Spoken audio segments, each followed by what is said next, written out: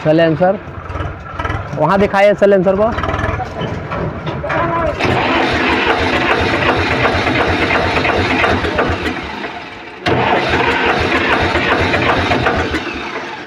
तो ये स्टार्टिंग इसमें प्रॉब्लम आ गया, इंजन राउंड ले रहा है, जैसा कि देख रहा है अभी हमने आप लोग को दिखाया। ये देखिए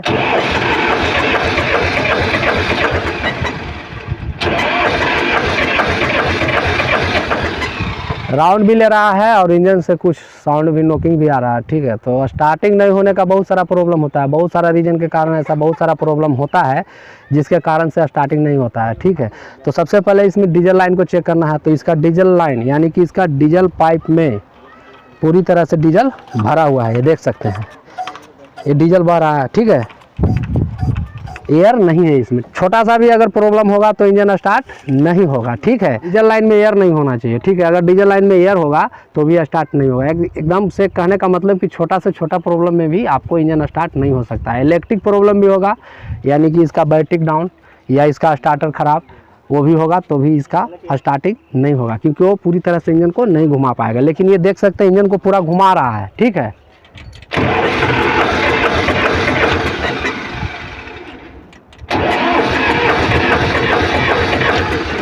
इंजन का जितना घूमना चाहिए राउंडिंग उतना राउंड घूम रहा है, इंजन पूरा राउंड ले रहा है, घूम रहा है, यानी कि इसका इलेक्ट्रिक प्रॉब्लम नहीं है और न इसका डीजल प्रॉब्लम है। ठीक है, लेकिन प्रॉब्लम है तो कहाँ है? इसका प्रॉब्लम हुआ है कि ये थ्रेशरिंग का भी सीजन चल रहा है हम लोग की तरफ में, ये थ्रेशरिंग में चल रहा था ट्रैक्टर, और ये हुआ है लापरवाही, थोड़ा सा लापरवाही। इसीलिए आप लोग को कहते हैं कि कभी भी जब थ्रेशरिंग करें तो लापरवाही न करें, क्योंकि इसका थोड़ा सा इंजन का जो हीटिंग होता है, इसका टेम्परेचर मीटर को देखना जरूरी होता है, क्योंकि थ्रेशरिंग के समय में प्राकृतिक टेम्परेचर भी होता है हाई, और उसके बाद ट्रैक्टर लोड में चलता है, ट्रैक्टर रेगुलर चलता है, कंटिन्यू चलते रहता है, तो हीट होता है। उसके पहचान के लिए कंपनी ने टेम्परेचर मीटर भी दिया है ट्रैक्टर में। ठीक है, तो टेम्परेचर मीटर का ध्यान रखना चाहिए, और अक्सर इसमें भूल हो जाता है, इसलिए कि ये इस पर ड्राइव, जो ट्रैक्टर जो ड्राइव करते हैं ड्राइवर, वो इस पर सीट पे, ड्राइवर सीट पे नहीं रहते हैं, क्योंकि थ्रेशरिंग के समय में ट्रैक्टर स्टार्ट कर दिया और आरपीएम को सेट कर दिया जितना आरपीएम पे चलाना है, उसके बाद अपना अलग कहीं पेड़ के पास या छां में बैठे हुए विश्राम कर रहा है, लेबर उसमें गेहूं का गांठ डाल रहा है और थ्रेशरिंग हो रहा है। इस तरह से होता है, और इसी जगह पे प्रॉब्लम होता है कि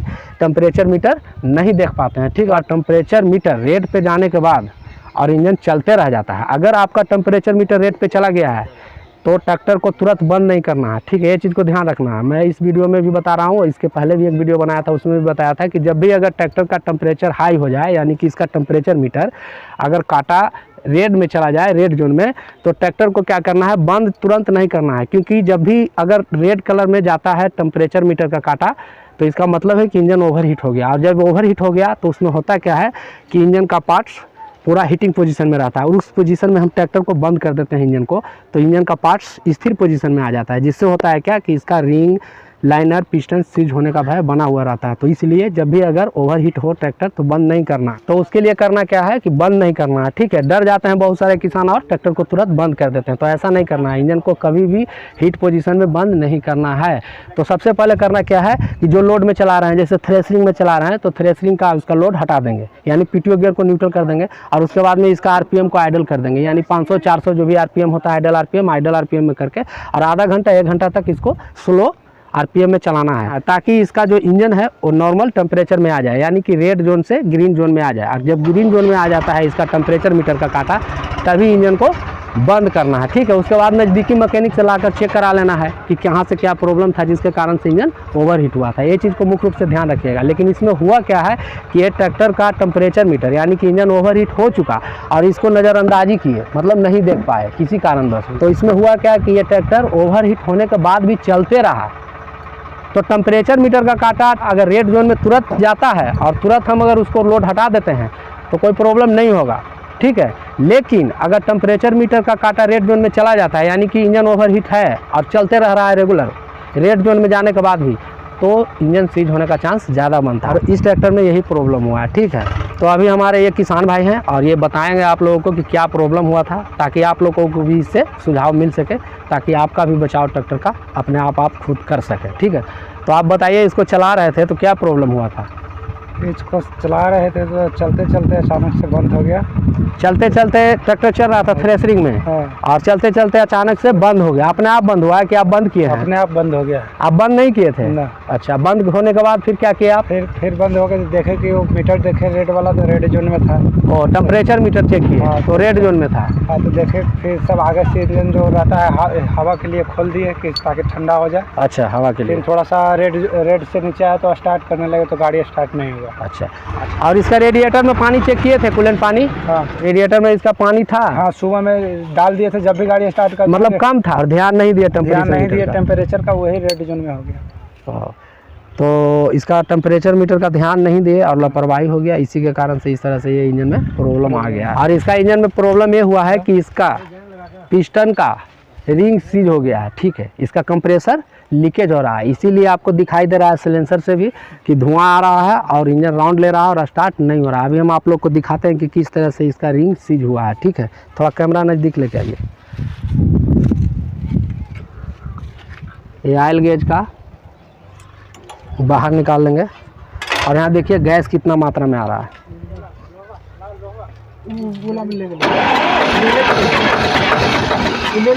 ये देख सकते हैं इससे गैस कितना मात्रा में बाहर हो रहा है, ठीक है।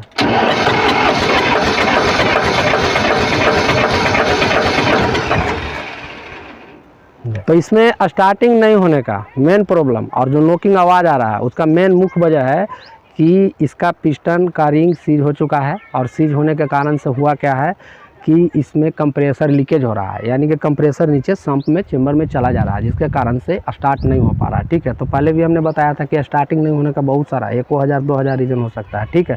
लेकिन देखना होता है कि आखिर प्रॉब्लम क्या है, ठीक है। तो इसमें कंप्रेसर लीकेज प्रॉब्लम है, तो इसके लिए हमें इसका हाफ इंजन खोलना पड़ेगा और इसका रिंग और पिस्टन और प्लस लाइनर को देखना पड़ेगा कि क्या उसका पोजीशन है। तो हम जल्दी से इसका पार्ट्स को खोल लेते हैं, नीचे से सम को और हेड को, और उसके बाद हम रिंग और पिस्टन और लाइनर ये सारे पार्ट्सों का पोजीशन को आप लोग को सामने दिखाएंगे, ठीक है। तो आप लोग थ्रेसरिंग करते समय सावधानी रखें, आप लोग भी ध्यान दें, लापरवाही न करें, अनदेखा न करें, और जब भी ट्रैक्टर को चलाएं तो इसका कम से कम जो टेम्परेचर मीटर का जो कांटा है वो कांटा को ध्यान में रखें, ठीक है। कांटा को ध्यान रखना है हर समय, नहीं तो थोड़ा सा लापरवाही के कारण से आपका बिना मतलब का खर्चा, मोटा खर्चा का लागत लग सकता है, ठीक है। तो अभी हम इसको खोल लेते हैं और खोलने के बाद आप लोग को इसका कंडीशन दिखाएंगे कि इसका पार्ट्स का, पिस्टन का, रिंग का, लाइनर, सिलेंडर का क्या पोजीशन है। ऐसे तो ये हिट हुआ है तो इसका क्रेंक का कोई ऐसा कोई प्रॉब्लम नहीं हुआ है, लेकिन इसका जो ऊपर का जो है पिस्टन और रिंग और लाइनर उसमें प्रॉब्लम हुआ, इसी के कारण से ये इसका कंप्रेसर भी लीक हो रहा है और कंप्रेसर लीक होने के कारण से ये इंजन स्टार्ट होने के लायक हो रहा है लेकिन स्टार्ट नहीं हो पा रहा है। जैसे ही स्टार्ट होने के पोजीशन में आ रहा है इसका कंप्रेसर लीकेज हो रहा है, पूरी तरह से कंप्रेसर इसमें नहीं बन पा रहा है, इसी के कारण से ये स्टार्ट भी नहीं हो रहा है। तो अभी हम जल्दी से खोल लेते हैं, उसके बाद फिर से आप लोगों को इसका पार्ट्स को हम दिखाते हैं। तो इसका सारा पार्ट्स को अभी हम खोल लिए हैं और अभी हम इसका सारा पार्ट्स का पोजीशन और कंडीशन दिखाते हैं कि क्या पोजीशन है, ठीक है। और देखिएगा जब इंजन ओवर हीट होता है तो उसमें क्या क्या हाफ इंजन में जॉब करना होता है और क्या क्या प्रॉब्लम हुआ है इसमें जब इंजन सीज हुआ है तो बिना पानी के, ठीक है। तो अभी हम दिखाते हैं एक एक पार्ट्स को, ठीक है। कैमरा नज़दीक लेके आइए। तो लाइनर निकालना तो अभी बाकी है, जैसा कि देख सकते हैं, इसको तो हम निकाल लेंगे, लेकिन अभी आप लोग को दिखाना चाहते हैं थोड़ा इसमें कि ताकि आप लोगों को कुछ समझ में आ सके वीडियो में, ठीक है। तो जैसा कि ये देख सकते हैं इसका लाइनर में स्क्रैचिंग ये नज़र आ रहा होगा, शायद अगर वीडियो में कम नज़र आए तो ऐसा कभी कभी हो जाता है, ठीक है। तो ये देख सकते हैं इसका लाइनर सिलेंडर निकालना बाकी है, लेकिन ये स्क्रैचिंग आपको शायद वीडियो में दिखाई दे रहा होगा। ये स्क्रैच लंबा जो दिखाई दे रहा है ये देख सकते हैं, ये गर्म होने के बाद, हीट होने के बाद इसका रिंग का फैलाव हुआ है, जिसके कारण से इसका रिंग और जो पिस्टन है वो लाइनर में ये जाम हुआ था और इसके कारण से ये स्क्रैचिंग आता है, ठीक है। और ये दूसरा वाला भी देख सकते हैं, इसमें भी स्क्रैचिंग है, ठीक है। ज़्यादा ये पीछे वाला 3 नंबर में है, उसके बाद उससे कम थोड़ा 2 नंबर में है, और इसमें तो बिल्कुल ही कम के बराबर है, न के बराबर। लेकिन जब चेंज होगा तो ये तीनों लाइनर सिलेंडर को चेंज ही करेंगे। और अच्छा यही होता है, ठीक है, कि जब गर्म हुआ तो ये भी हीट हुआ है, ये भी हीट हुआ है और ये कम हुआ है, ठीक है, इसीलिए कम स्क्रैचिंग आया है, लेकिन हुआ है। तो गर्म लाइनर हो जाने के बाद इसका लास्टिंग कम हो जाता है ऐसे भी, ठीक है, क्योंकि इसका खिसावट ज़्यादा होने लगता है फिर। तो इसके कारण हम ये तीनों लाइनर सिलेंडर को चेंज ही करेंगे, ठीक है। और बाकी इसका जो पार्ट्स है और बाकी ये तीनों पिस्टन है जो हमने बाहर निकाल लिया है। तो ये देखिए 3 नंबर जो हमने दिखाया ज़्यादा स्क्रैचिंग वाला लाइनर, ये 3 नंबर इसका देख सकते हैं। जो पिस्टन का थ्रस्ट साइड है ये कितना ज़्यादा ओवर हीट होने के बाद ये फैला है कि ये देख सकते हैं पूरी एक इस तरह से घर्षण होकर और ये गल गया है।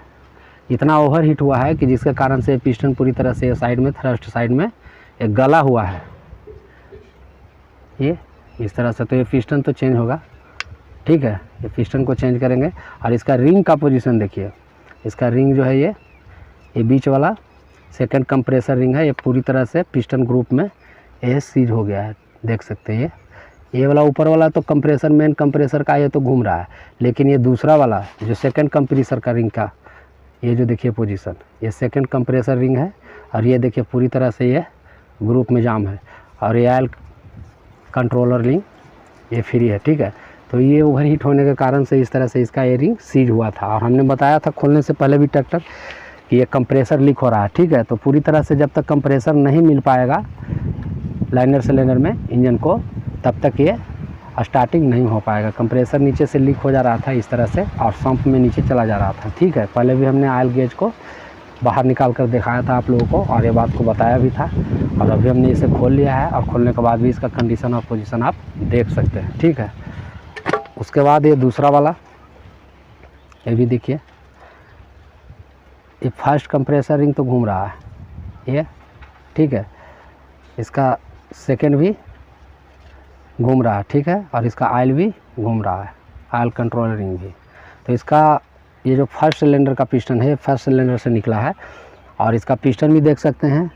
इसमें कहीं से भी कोई स्क्रैचिंग नहीं है, बिल्कुल ठीक है, साफ़ सुथरा है ये, ठीक है। ये देख सकते हैं ये बचा हुआ है, लेकिन ये फर्स्ट सिलेंडर का है, इसमें हीटिंग कम हुआ था, ठीक है। तो इसके चलते ये बच गया, लेकिन चेंज तो जब हम करेंगे तो इसे भी चेंज ही कर देंगे, ठीक है। और ये तीसरा वाला पिस्टन, इसका पोजीशन देख लीजिए, इसका भी वही हाल है। ये फर्स्ट कंप्रेसर रिंग है और ये देख सकते हैं ये नहीं घूम रहा है, बिल्कुल ग्रुप में पूरी तरह से ये जाम हो गया है ये। और ये सेकंड भी, और ये ऑयल कंट्रोल रिंग जो है ये फ्री है। तो ये ऐसे चांस कम होता है, ऑयल कंट्रोलर रिंग सीज होने का ग्रुप में चांस कम ही होता है, इसलिए कि ये ऑयल के संपर्क में रहता है तो इसको तो ठंडापन मिलते रहता है, ठीक है। लेकिन ये मेन कंप्रेसर रिंग और सेकंड कंप्रेसर रिंग ये दोनों पूरी तरह से इसमें जाम है। और ये तीसरा नंबर सिलेंडर का ये देख सकते हैं। और इसका पिस्टन का फैलाव कम हुआ है, ठीक है। इसका पिस्टन हीट कम हुआ है जिसके कारण से ये पिस्टन नहीं फैला है, जिसके कारण से इसमें स्क्रैचिंग भी नहीं आया है, ठीक है। ये देख सकते हैं। बाकी इसका रिंग सीज हो गया है, दोनों रिंग, मेन कंप्रेसर रिंग और सेकंड कंप्रेसर रिंग, ठीक है।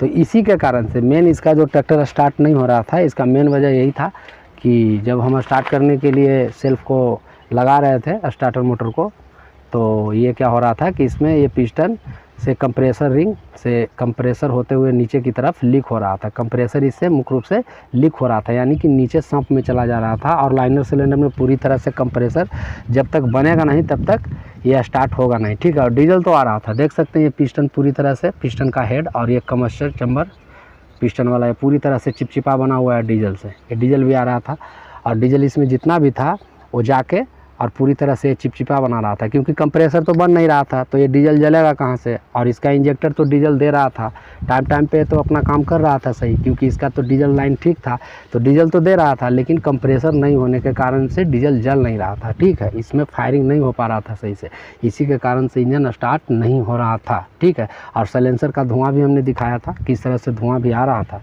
लेकिन स्टार्टिंग होने के कगार पर था और स्टार्ट नहीं हो रहा था। इसका मुख्य रीज़न यही था।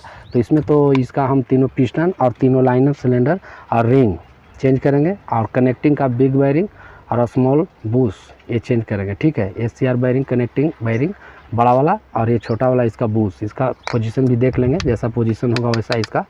और इसका पिस्टन पिन को भी पोजीशन देखने के बाद इसे भी चेंज कर देंगे, ठीक है। तो इसमें तो लागत का खर्चा आता ही है, हेड गैस्केट तो भाई चेंज करना ही करना है किसी हाल में भी। और इसका ring set, connecting bush, connecting wiring, head gasket, chamber packing और बाकी जो ऑयल वगैरह है वो लगेगा पार्ट्स, ठीक है। तो ये होता है लापरवाही, ये थोड़ा सा लापरवाही कूलेंट और पानी की वजह से, या ट्रैक्टर को सही हवा की दिशा में ना खड़ा करने के कारण से, या तो आपका टेम्परेचर मीटर का ध्यान नहीं रखने के कारण ऐसा प्रॉब्लम हो जाता है, जिसके कारण से फजूल खर्च है, ठीक है। तो ऐसे तो इंजन का बहुत सारा सेटिंग का वीडियो डाला हुआ है इसी चैनल पर, आप लोग देख लीजिएगा। लेकिन बस इसमें बस प्रॉब्लम आप लोग को दिखाना था। जब इंजन तो खुल जाता है तो उसमें तो खर्च आएगा ही, फजूल का खर्च आ जाता है बिना मतलब का। इसमें कोई मतलब नहीं था, ट्रैक्टर ऐसा नहीं है कि ज़्यादा पुराना था, ठीक है। अगर ज़्यादा ट्रैक्टर पुराना हो, चलते चलते 10 साल 15 साल 20 साल के बाद अगर रिंग का घिसावट होता है, जिसके कारण से अगर हाफ इंजन का जॉब करना होता है या फुल इंजन का जॉब करना होता है, तो उसमें तो कोई ज़्यादा प्रभाव नहीं होता है। उसमें कोई सोचने वाली बात नहीं है कि चलो भाई इंजन तो चला, तो इंजन चला तो उसमें तो इंजन ख़राब होगा ही, है ना। उसमें कोई उतना ज़्यादा प्रभाव नहीं आता है। लेकिन इसमें थोड़ा सा प्रभाव ज़्यादा आता है, ठीक है। इसमें अफसोस होता है, उसमें अफसोस नहीं होता है, क्योंकि ये इंजन बिल्कुल नया था और ये लापरवाही के कारण से इसमें मोटा और फजूल का खर्च आ गया है, ठीक है। तो फजूल खर्च से बचें, ठीक है। और इसका इंजन का फुल इंजन का सेटिंग का वीडियो और हाफ इंजन का सेटिंग का भी वीडियो, रिंग कैसे सेट करते हैं, कनेक्टिंग वायरिंग कैसे सेट करते हैं, लाइनर सिलेंडर असेंबल कैसे करते हैं, और फुल इंजन का और हाफ इंजन का दोनों का फुल वीडियो इसी चैनल पहले से अपलोड किया गया है। वो वीडियो को आप लोग नहीं देखे हैं तो एक बार देख लीजिएगा, ठीक है।